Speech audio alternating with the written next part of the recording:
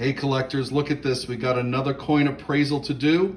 We have a hand-me-down collection, and the owner of this wants to know its value so that they know what they're handing down to their kids.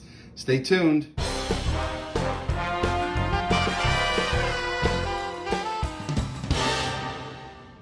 Hey collectors, thanks for watching. I'm the collector of coins, and we're going to be doing another appraisal. We're going to dig right into this. I'm not going to do a lot of talking just yet, but I'll bring you in to look at individual coins as we go through this fantastic collection. Hey collectors, well, this one's a little hard to see because it's dark, but it is an 1804 large cent.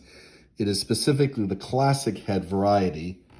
We are looking at an 1808, which happens to be in fine condition, and it's worth $550. This is a really nice coin. We'll put it underneath the microscope to see if we can show some details. There's the date. We're looking at the obverse. We're looking at the head. You can see the eye and the nose.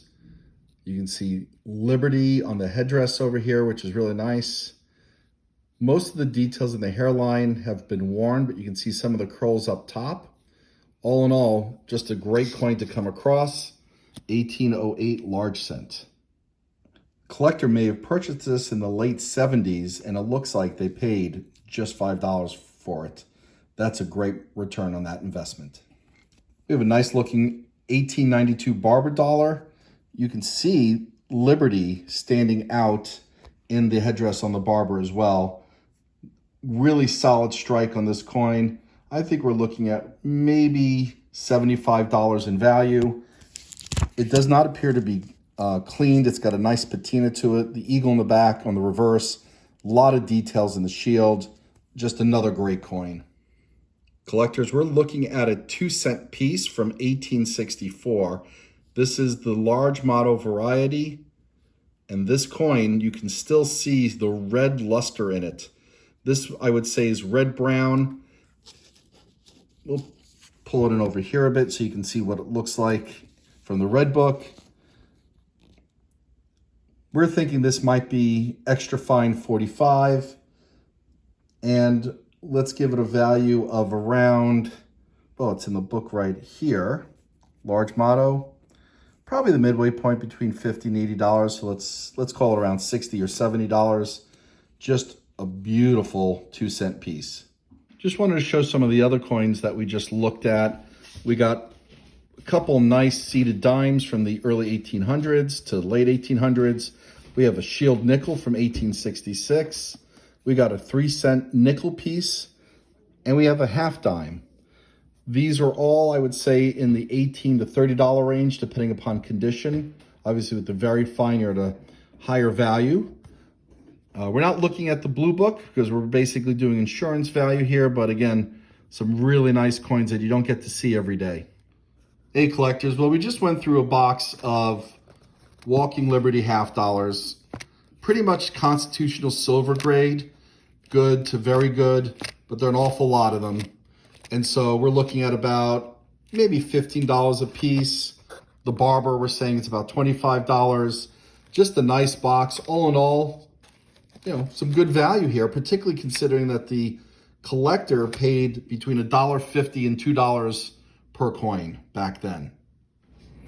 Hey collectors, we got a cool error coin here. We got a broad struck bicentennial half dollar. You can see the rim here is significantly larger than it should be. You see the date closest to the rim over here without the rim outline. Probably worth $2 or $3. Just a cool coin to find. Collectors, we got into the box of Morgan dollars, and I have to tell you, everyone, I would imagine, would love to be looking at what I'm looking at right now. I haven't even gone through everything yet. There are a lot here, but I wanted you to see this monster. 1880 out of San Francisco. Proof-like. Coin was purchased, again, probably in the late 70s. This coin is gorgeous. There are some contact marks for sure. Maybe could grade for MS64, I'm thinking. If it does get a proof-like designation, you know, you're looking at a $200 coin at MS64. Just gorgeous. I'll pull you in for more really nice-looking Morgan dollars. We're going to take a look at all of them and catalog them for this owner. I'll bring you in as soon as there's something really juicy to see like this one.